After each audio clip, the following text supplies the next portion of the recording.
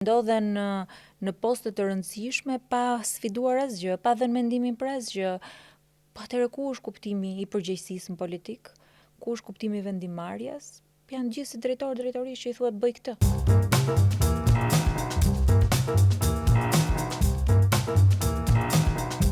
Përshëndetje dhe mirë se vini në sezonin e ri të Table Talk. Sot do të kem një bisedë të veçantë me një nga zonjat e politikës dhe në fakt përzgjedhja për ta nisur me të ishte për shkak se në një nga leximet e verës Epikteti thoshte që nuk është forca ajo që definon njeriu, por mënyra se si i përball sfidat. Kështu që do të flas me Jorida Tabakun sot pikërisht për sfidat e saj që ka kaluar dhe dua që të jetë një bisedë për t'i vletur çdo njeriu që merr vendime të rëndësishme dhe është një kohë që duket se duhen marrë vendime, Jorida. Do ta filloj nga ty për shkuar te çdo shikues. Mirë se vjen në Table Talk. Shumë faleminderit edhe për faktin që më zgjodhe mua, po edhe se ma bëre tani bisedë me një buzëqeshje me atë që the. Është vlerësim për më tepër që vjen nga ty edhe në podcastin tuaj për të shkuar dëgjuesve pak më ndryshe, jo gjithmonë me atë ftohtësinë që ne kemi me deklaratat politike. Për 2 vite me radhë në sezonat e Table Talk kemi shmangur politikanë dhe ka patur një vendim pse kemi bërë këtë gjë. Sepse janë të përsëritur, dalin televizion, ndërkohë që zgjodhem që po themi ta heqim këtë element për shkak se ke bërë një betejë reale dhe ka qenë një sfidë sa e kemi parë ne 11 maj. Dua të nis sigurisht nga kjo sfidë. Gjithmonë është diskutuar që gratë në politikë janë më shumë, po themi, herë për shkak të kuotave, herë për shkak se duhen, ndoshta thjesht në fasadën e tyre, dhe ti vjen me shembullin konkret që investimi i një jete në një sfidë kaq vështirë sa që ishte 11 majit për treguar pikërisht të kundërtën. Dua të pyes pak si ishte për ty tashmë pasi e ke përfunduar këtë sfidë edhe të fituar me sukses.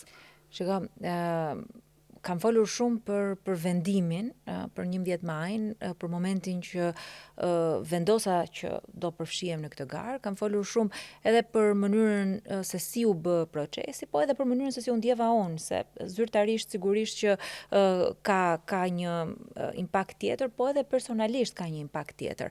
Për mua ishte një mënyrë dhe një mundësi, ndoshta edhe për të rishpikur veten, edhe për të treguar që i gjitha investim në politikë për shumë vite, unë jam përfshirë në 2009 për herë të parë, kam ardhur prej kuotave, të them drejtën, jam përfshirë në listën e Tiranës prej detyrimit të kuotave, 30% që ka pas lista atëherë, dhe gjithë këto vite në politikë, njeriu përpiqet, krijon një model, bën më të mirën, sigurisht edhe me gabimet tona, askush nuk është perfekt, edhe po ta kthej kokën pas kam shumë gabime, por ishte momenti që duhet të tregoja që ky profil që unë kisha ndërtuar a vlejti apo jo, dhe si shkoi ke njerëzit. Unë të kam ndjekur prej 2011-ës, aq sa unë e kam kujtesën time. Dhe duket se figura jote herë zhytet, pra nuk është se është e shfaqur në media, dhe herë ngrihet edhe bëhet, po themi, qendër, edhe pa patur poste ndoshta të rëndësishme, pra nuk e drejtuar një parti politike, dhe duket se ka patur momente që ke marrë vëmendje më shumë se ç'mund të merrte një kryetar partie. Po i referohem rastit të inceneratorëve, ishte një nga ato momentet. Edhe fitoria 11 majit të sollit ishte personazhi më i përfolur edhe atyre që të pëlqenin, por edhe ata që po themi kanë kritika ndaj teje. Si ka qenë kjo shfaqja dhe po themi jo zhdukja, po ndoshta jo të qenurit gjithmonë në vëmendje për Joridën. Shiko, nuk ka rëndësi vëmendja, rëndësi ka puna, nuk ka rëndësi karrigja. Vëmendja ka ardhur për shkak të punës. Po, ja dhe unë këtë domethënë aty duhet të shkoj, dhe nuk ka rëndësi karrigja, përsëri ka rëndësi puna. Ndoshta shumë punë nuk duken. Mund të qelloj që një vit e gjysmë mund të bësh punë të cilët nuk të nxjerrin ty në plan të parë. Po ka një bilanc që diku ato regjistrohen që këto punë janë bërë. Për shembull, meqense e lidhem me çështjen e inceneratorëve, e nisa në vitin 2017, në 2016 nisa letrat e para, shkresat e para, bëra një interpelancë dhe njerëzit kujtuan sikur ajo u harrua dhe u arshivua aty. Ndërkohë që deklaratat i bënim, komentet, qëndrimet politike, jo vetëm unë, edhe përfaqësues tjerë të Partisë Demokratike, deri në vitin 2021 kur komisioni hetimor u hap. E kam menduar gjithmonë kontributin në politikë politik jo si një punë, asnjëherë si një punë, nuk më zhdukur si një punë. E kam bërë me pasion, e kam bërë me shumë dashamirësi, edhe kam pasur parlamentin edhe qendrën e ekzistencës time. Ndonjëherë më duket sikur s'kemi çfarë të bëjmë, hajde të gjenerojmë punë vetë, propozojmë një ligj, krijojmë një debat. Pastaj pjesa mediatike është si pasojë e kësaj. E njëjta gjë ndodhi edhe me 11 majin. Unë u përpoqja në 11 maj që të kapitalizoja gjithë punën që kisha bërë. Dhe ta vendosja në profilin tim, njerëzit bënin një lidhje, se ndoshta ajo gjithmonë mund ta bënin lidhje që X punë para kaq vitesh mund të ketë qenë kontributi imi. Ka disa punë tjera që ndoshta i kam vënë ballin edhe mediatikisht dhe i kemi fetuar. Inceneratorët, çështja e profesioneve të lira që kanë qenë edhe dy gjërat që në fushat i kam përmendur më shumë. Ndërkohë që ka shumë gjëra tjera që ndoshta s'kan arritur deri ke interesi medias. Duhet ndalem sërish në një moment të rëndësishëm, sepse tashmë është bërë një çështje dite, por për shumë vite ka qenë një punë për të ardhur në këtë moment, që është integrimi në Bashkimin Evropian. Duket se aureola e kësaj teme tashmë është fokusuar tek vetë kryeministri, por ndërkohë në gjithë këto vite ka qenë kryetare e komisionit, të gjithë ata që nuk ndjekin atë lajmin e shpejt në televizion dhe vinë dhe ndjekin po themi gazetarët apo komisionet, është punë e gjatë, është një punë e lodhshme. Si u ndjeve mbas 11 majit kur ti fiton një betejë dhe padrejtësisht të merret një gjë që ke investuar kaq shumë për shkak se maxhoranca do ta kaloj topin tek vetja. Fillon një betejë tjetër. Sigurisht që nuk ndihesh mirë dhe nuk ndihesh komode. Procesi i integrimit nuk kaduk, që do të thotë që ti mund të lexosh gjithë ditën, mund të përpiqesh, mund të shkruash raporte që nuk i di askush, mund të informosh Brukselin, vendet anëtare, dhe është një proces që duhet patjetër që të vazhdosh, nuk ndalon dot. Domethënë, edhe nëse një ditë je e lodhur, ti duhet patjetër që të përgatisesh, të informosh çfarë ligjesh kanë kaluar, dhe është diçka që edhe të përmirëson vet, domethënë fillon edhe kupton dhe njeh nga të gjitha fushat, por nga ana tjetër edhe të përgatit për gjëra më specifike. Sigurisht është fatkeqësi që maxhoranca vendosi që mos t'ia lërë opozitës drejtimin e këtij komisioni, po ta ketë atë monopol, në fakt që s'është fare ky rasti dhe s'duhet trajtuar ky proces kështu. Po është një mundësi edhe për mua për të ribërë nga fillimi. Kam ndryshuar mendsinë në fakt Denada, nëse më përpara shumë gjëra më dukeshin nuk ndryshoja dot, nuk e bëja dot. Tani them që është një mundësi e re për të kaluar dhe unë në një fokus të ri. Procesi i integrimit nuk kam për të larguar dhe nuk më largon dot qeveria. Duan apo s'duan ato, sepse edhe në komisionin që u do drejtoj, por edhe në të gjitha funksionet e tjera partijake ne do vazhdojmë, sepse të gjitha janë shtylla, janë tulla të cilat lidhen me këtë proces. Të drejtat themelore, drejta pronës, drejta punës, drejta njerëzit, të drejtat e informimit janë të gjitha pjesë të grup kapitullit parë me të cilat unë do vazhdoj që të merrem. Lorita, duhet të të pyes tani jo vetëm si politikane, po edhe si një qytetare këtij vendi.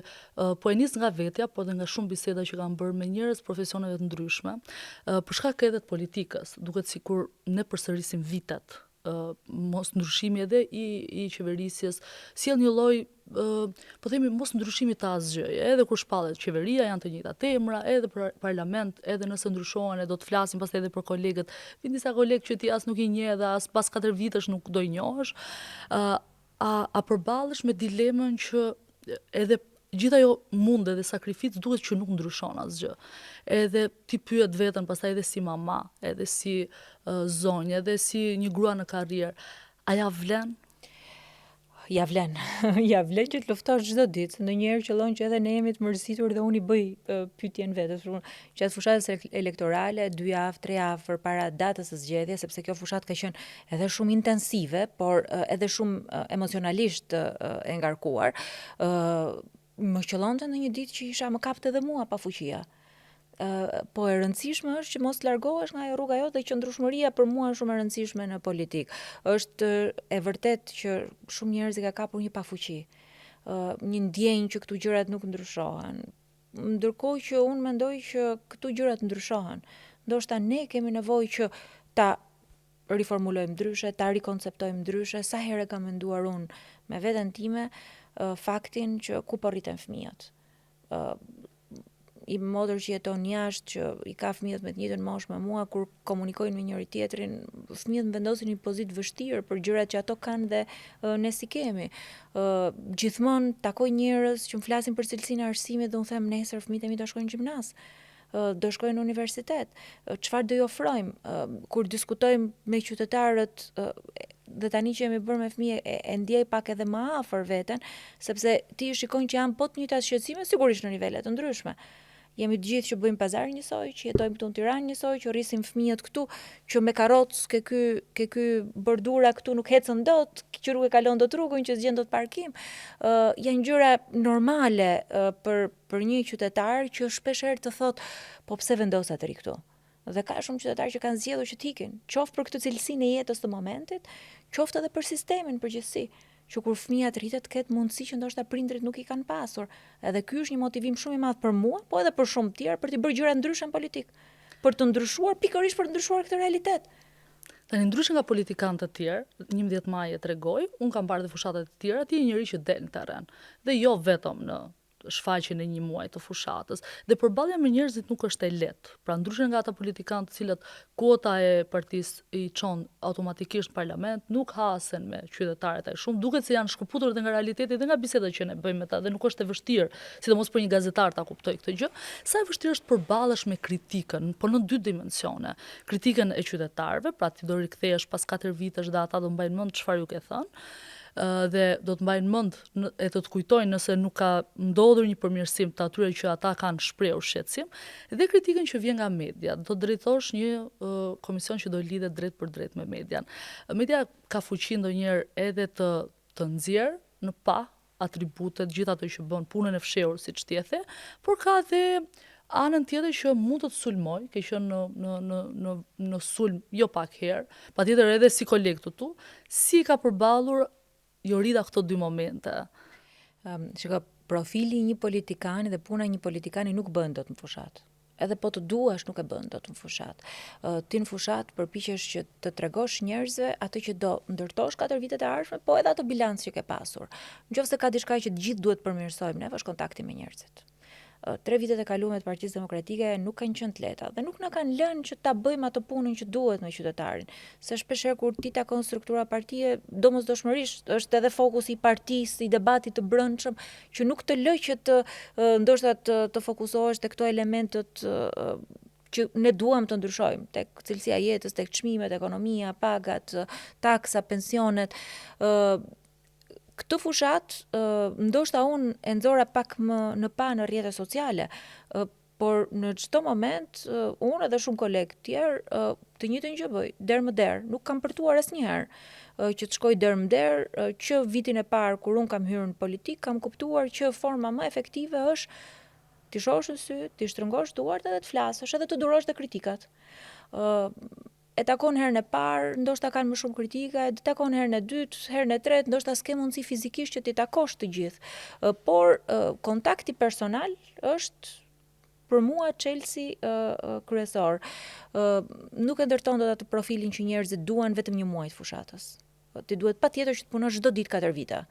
Duhet patjetër, nuk e prek dot gjithë Tiranën fizikisht, parlamenti sigurisht ka punë, ka detyrime me delegacione dhe me obligime të tjera, por fakti që ti të caktosh një zyrë një herë në javë, ti jesh në kontakt me votuesit, për mua është mënyra më efektive. Dhe mënyra dytë më efektive është çfarëdo që të ndodh, po çfarëdo që ka ndodhur në parlament, çfarëdo situate që ka pasur, unë çdo ditë kam pas një komunikim publik për ekonominë. Çfarëdo që ndodh, ka një temë ditë tjetër, unë duhet jap një konferencë për shtyp, kam në një intervistë, por unë sigurohem që kam folur për ekonominë. Edhe njerëzit e lidhin me veten e tyre. Se kur thonë për shkak ju s'keni bërë gjë, i them mund të kujtohet që unë kam folur, apo ti ke folur. Domethënë duhet përpiqesh që kauzat qytetare ti çosh në politikë, se jo gjithmonë njerëzit kanë të njëjtat interesa siç kemi ne. Ne kemi interesa për zgjedhjet dhe për vendimet e gjykatës kushtetuese, ato kanë interesa për taksat edhe për shtrëngimin e çmimeve. Edhe asaj që jetojnë çdo ditë. Dua të bëj një pyetje shumë drejt për drejt. Di që do mund të kesh, duke qenë se ke drejtuar Komisionin e Bashkimit për drejt integrimit të Bashkimit Evropian, mund të zgjedhësh një përgjigje ndoshta diplomatike, por nuk do ta pranoj. Dua të më thuash kush ka qenë njeriu që ka qëndruar pranë kur ke qenë në ato momentet e vështira të Partisë Demokratike brenda PD-s, dhe pra kolege jotja, dhe dua të di kush është një person që në parlament nga kundërshtarët nuk e patur asnjë kontakt, nuk e pëlqen. E di për atë që shkon mirë, apo që e respekton, por dua dikë që çdo njeri ka dikë të cilën ti nuk e vlerëson, apo nuk e pëlqen. Shiko, në opozitë është e thjeshtë që kam darë shumë shqetësime, sfida, vështirësi me gazin, me zotin Bardhi. Në politikë është e vështirë që të bësh miq, sepse jo gjithmonë bie dakord me të njëjtën ide. Qëllon që ke mendim ndryshe, qëllon që do debatosh, qëllon që do zihesh ndonjëherë edhe me zot lart, do zihesh në kuptimin për idetë edhe për rrugën që duhet marr. Po pavarësisht mendimeve ndryshme që ne mund të kemi ndar, për mua është një nga njerëzit e mirë në politik, është një djalë me integritet, është luftarak, ka një mënyrë të bërit politik që unë nuk e kam, dhe shpeshherë ndoshta edhe mund të debatojmë për këtë, por në fund të ditës është një person që unë shpeshherë shqetësimet e mia i ndaj me të. Ndërkohë që nga kundërshtari, të them të drejtën, parlamenti ka ndryshuar shumë. Nga viti 2013 kur unë kam hyrë për herë të parë në parlament deri më sot, edhe meqense jemi edhe në një rrëfim pak personal, disi personal, kam hyrë për herë të parë nëpër komisione dhe fizikisht nuk ndihesha mirë. Kisha stres dhe emocione, jam unë lartësinë e detyrës. Fizikisht në çdo mbledhje komisioni unë patjetër duhet i kisha lexuar të gjitha dhe sa herë që flisja, ndoshta edhe zëri mund të thaj pak, edhe mund të emocionohesh nga përgjegjësia që t'jep parlamenti.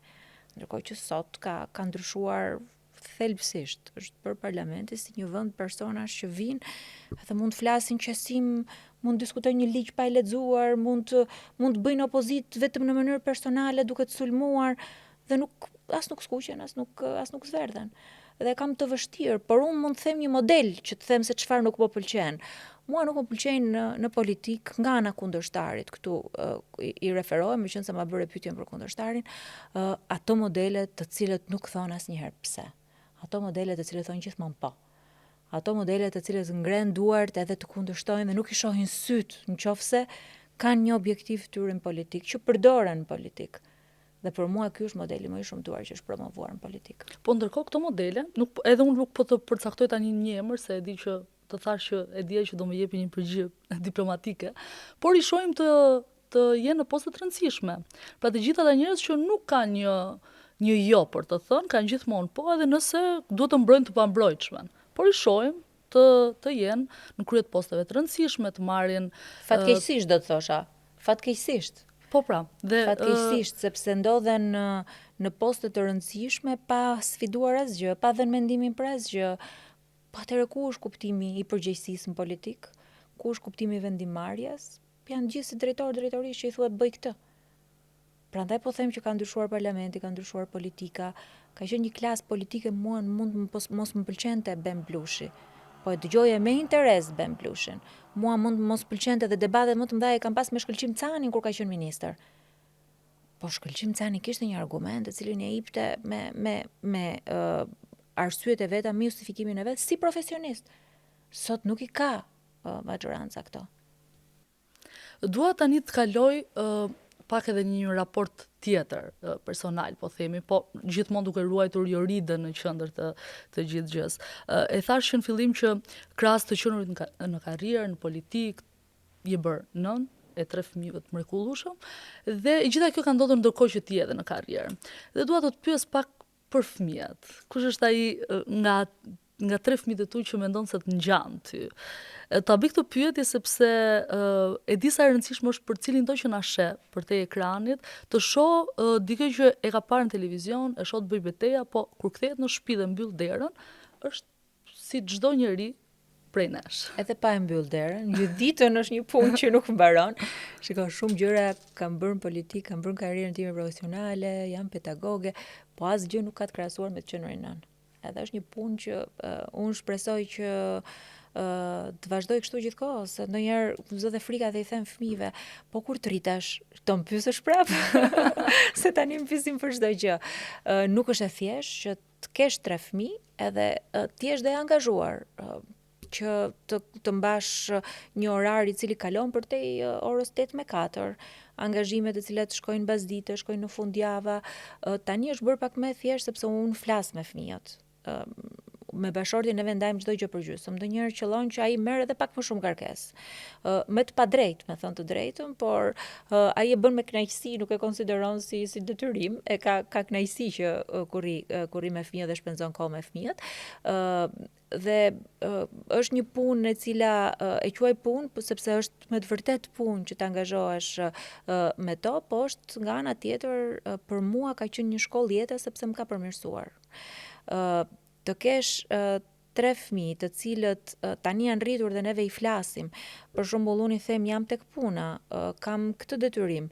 Dje mbasdite më duhet shkoja në një aktivitet edhe më than vajzat o mame, po ti mbarove punat me votat, pse ke punë praf?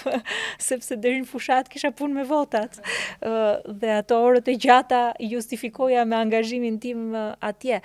Kështu që mendoj që më kanë dhënë optimizëm, më kanë dhënë energji, më kanë përmirësuar dhe jam me fat sepse secili ka marrë një gjë të mirë nga babi dhe secili ka marrë një gjë të mirë nga mami. Pas njëri nuk është njësoj. Në përgjigje diplomatike nuk heq dorë Jorida. Jo, njëra nga vajzat më ngjan mua në karakter, tjetra më ngjan në pamje, ndërkohë që djali është një miks i të dyve, domethënë secili është me veçantitet. Për mua ka rëndësi që ato t'jenë vetvetja, mos i ngjajnë as mamit as babit, të zgjedhin vetë edhe t'i kenë gjitha hapësirat e tyre që kudo që duan që të punojnë. Nëse më përpara diskutonim çfarë do të bëhesh, edhe njëra nga vajzat prej pasionit që kanë prej futbollit thoshte duhet bëhen futbolliste, dhe unë filloja, po jo mama, ai është pasion, nuk është punë, i thosha, për punë ç'a do bësh? Po do ta bëj punë, më thoshte, po jo ma nuk është. Ndërkohë që tani i them provo edhe këtë dhe ti zgjidh vetë. Kështu që besoj që me ato po rritemi dhe ne. Është i rëndësishëm identiteti. I me birë është 6 edhe e ka tashmë si sfidë të thotë që unë nuk do bëhem gazetare sepse dua të jem e ndryshme nga ty. Edhe pse fëmijët zakonisht duan t'i ngjajnë prindërve dhe më duket e çuditshme në fillim nuk e besoja që po e artikulonte se nuk e kishte dëgjuar se diku apo nga ne. Por ja që të japin leksione edhe të vegjlit. Për mua sfida është shumë e madhe sepse vajzat janë binjake. Dhe unë duaj që secila prej tyre të ketë individualitetin e vet. Unë duaj që t'i ndaja edhe në klasat, them të drejtën, po ato nuk pranuan, si janë mësuar me njëra tjetrën, duhet i kisha ndarë që në klasë të parë, po nga që janë binjake, kanë fobin që mos t'i bëj njësoj, mos t'i imponojnë gjërat njësoj, dhe duaj që secila të ketë që nga veshja deri tek pasionet që kanë. Kur vendosa të ishe në podcast, bëra disa kërkime, se ne gazetarët jemi një çik që fusi mundet aty ku nuk duhet, kështu që pash çdo gjë që lidhej që mund të merrja nga familja, se është një gjë që është edhe më private, kështu që e di që babai është një figurë shumë e rëndësishme në familjen tuaj. Dhe ka një marrëdhënie ku fillon nga ai, por ndërkohë në zgjedhje që ti ke bërë ngjan më shumë me maman, pra tek ekonomia, të qenurit në mësimdhënie, ke një motër dhe një vlla, e the edhe për motrën që jeton jashtë, ndërkohë vllai është këtu. Si është Jorida në raport me familjen, jo vetëm në këtë pjesën që duhet përballet me kritikat, me pjesën e politikës, por në raport si një vajzë dhe si një motër për ta. Shiko, secili prej nesh bën maksimumin marrëdhëniet familjare, diskutohet. Qëllon momente që ti je më e angazhuar, duke qenë se unë motrën dhe vllajin jemi pak a shumë afër me moshë, ne kemi ndarë shumë gjëra bashkë me njëri tjetrin. Edhe gjatë fushatës kanë qenë 2 nga njerëzit që më kanë qëndruar më afër. Vllai këtu dhe motra atje sigurisht në distancë. Unë përpiqem që të gjitha gabimet që më duket që i kam bërë kur kam qenë më e re, ti rekuperoj tani. Koha është gjëja më e mirë që mund t'i japësh familjes, angazhimi pothuajse i përditshëm. Unë nis me një telefonat në mëngjes me mamin dhe duke qenë se banoj afër prindërve të mi, tek kafja, tek lagja, ke cefi është babi duke pirë kafen dhe unë nuk dal nga shtëpia pa kryer këtë ritual dhe përpiqem gjatë gjithë ditës që t'jem e angazhuar. Me motrën që është në Gjermani është pak e vështirë sepse dhe ajo ka ngarkesën e vet, është me 3 fëmijë, po gjithmonë përpiqemi që të gjejmë një mënyrë që t'jemi pranë. Fatkeqësia më e madhe ose jo fatkeqësia, po problemi më i madh që kemi është në diskutimet familjare fatkeqësisht na zëvend politika. Që nuk eviton dot. Jo vetëm tek debatet ku ti je pjesë, është e pashmangshme. Në tavolinat familjare, domethënë e ke aty prezente. Unë mendoj që në çdo tavolinë në Shqipëri është e pamundur mos bësh bisedë për politikë. Patjetër, po domethënë kur ti e ke këtë gjithë ditën dhe je mbi ngarkuar, sigurisht që prindërit shqetësohen. Ke diçka? Mos ndoshta kjo konferenca për shtyp që dëgjuam neve të ka mërzitur, domethënë duhet përpiqesh që edhe ti qetësosh ato që s'ka asnjë gjë. Ndoshta në familjen tënde është pak më e thjeshtë se bindjet mund të jenë të njëjta dhe debati mund të jetë ndoshta përkundërshtarin ose brenda. Një nga gjërat që kjo e sigurt është përkundërshtarin. Një nga gjërat e vështira që do duhet përballesh, edhe kam biseduar edhe me njerëz të tjerë, është kur brenda familjes ka bindje të ndryshme. Dhe kjo bëhet akoma më e vështirë pastaj sepse ti dëshiron të kesh imponimin tënd, dikush tjetër ka qasjen e vet dhe ti duhet bashkëjetosh me këtë gjë. Shikoj, deri pak kohë më parë mua më dukej e pakonceptueshme që në një familje 2 persona të kishin mendime të kundërta politike. Më dukej e pakonceptueshme. Ndoshta me atë idealizmin e rinis, ti mendon që po të kesh dikon krah, ti mbush patjetër mendjen për besimin që ti ke për idealet e tua, për atë që punon. Ndërkohë që me kohë kam parë shumë njerëz, për shembull gjatë kësaj fushate elektorale kam parë shumë njerëz të cilët më thoshin që unë do të votoj ty, po bashorti nuk të voton. Domethënë ka ndodhur në disa situata të tilla. Është normale të kesh mendime ndryshe. Politika sigurisht që të ndan në mendime, po edhe mund të bashkoj. Kështu që kur unë shikoja me shaka dikë i cili për shembull më thoshte bashortja që unë do të votoj ty, po bashorti nuk të voton, thosha ti je fort, ja mbushësh mendjen. Një nga bisedat më të këndshme në familjen time, tek ana e babait, ka qenë pikërisht kjo. Fakti që kishte emra të ndryshme tashmë brenda një partie. Po, edhe brenda forcës politike. Kishte një diskutim, vllai dhe motra janë të rinj, babi dhe mami kanë një moshë të tyren që janë më të pjekur dhe pati një diskutim real për emrat. Pra mund të mos ishte brenda një force, por brenda emrave dhe mënyra se si argumentonin motra në anën e saj, vllai në anën e saj dhe babi dhe mami që kishin qenë e kanë konsoliduar mendimin, ishte shumë interesante dhe ishte nga debatet që e prodhoi 11 maj dhe pse nuk u duke një fushat më e zbet, por që në fakt nëse e shikoje nga brenda, kishte diskutim. Shiko, nuk ishte një fushat më e zbet, po kishte, dhe unë kam përjetuar këtë në vetë parë, kishte një masë të madhe të qytetarëve, sidomos të Tiranës, të angazhuar në administratën publike, që mua nuk më ka ndodhur kurrë që të kishin frikë të thonin për këtë votosh, edhe në nivel personal. Dhe unë për shembull kësaj zonës këtu, që është zona ime elektorale, kam rënë çdo dere. Jam gjitur nëpër pallate, pa media, pa fotograf, dhe njerëzit kishin frikë të thonin që do të mbështes ose do të votoj. Mua kjo nuk më kishte ndodhur më parë. Kishte njerëz që nuk të pëlqejnë, ka njerëz sigurisht që të refuzojnë që të takojnë, ka njerëz që janë të majtë dhe ti thua, thjesht po të përshëndes mi jep dorën, po njerëz që të kishin frikë që edhe të takonin dhe të angazhoheshin, ishte hera parë që më ndodhte. Tani, se po i vjen fundi dhe bisedës, dua të pyes do kthehesh pas 4 vitësh sërish në terren. Në kuptimin sërish për të vijuar politikën me gjasa. Si do doje që të mbahesh mend në këto 4 vite? Pra, cili është qëllimi që ka vënë Jorida vetës kur ty në parlament, për betejat që ke bërë, nuk po të pyes për betejat e reja se e ke dhënë përgjigjen që nuk do hysh në garën për Bashkinë e Tiranës, po si do doje që ai njeriu që të ka takuar në një nga zonat e Tiranës të mbante mend në këto 4 vite? Ndonjëherë na zgjedhin ne betejat, ndonjëherë zgjedhim ne betejat, po planet që ti bën nuk shkojnë gjithmonë ashtu siç i ke parashikuar dhe ashtu siç i ke menduar.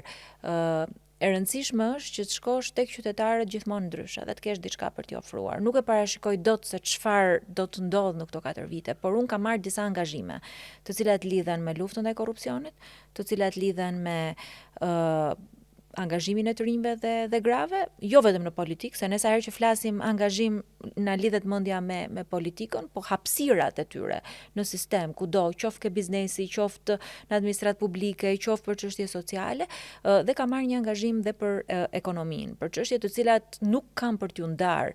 Ndërkohë tani kam edhe këtë portofolin e ri që sigurisht do të krijoj profilin tim në këtë portofol të ri. Kam lexuar një gjë shumë interesante para pak ditësh. Vendi më i frikshëm për të qenë është ai ku ke qenë vjet.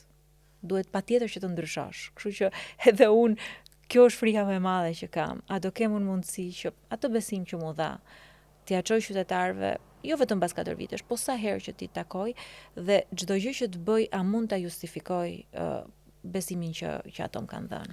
Unë dua të të falenderoj për gjithë bisedën, që nga sfida që ne folëm, tek frika e ndryshimit, e të qenurit në të njëjtin vend për të ndryshuar, është një debat që sot e hasim shpesh, nëse duam të qëndrojmë në një gjë të sigurt apo duam të sfidojmë veten për t'ia dalë. Dua të falenderoj edhe që zgjodhe të ndash përvojën tënde pas zgjedhjeve, është mos gaboj nga rrëfimet e para. Dhe për gjithë punën që ke bërë çdo ditë në parlament, edhe fakti që nuk dorëzohesh, është e vështirë në Shqipëri të vijosh. Shumë faleminderit. Unë vlerësoj shumë edhe këtë bisedë që patëm. Është e vërtetë ajo që the që njerëzit kanë nevojë që të na shohin edhe si njerëz, jo vetëm si qenie politike që bëjmë debatin ton.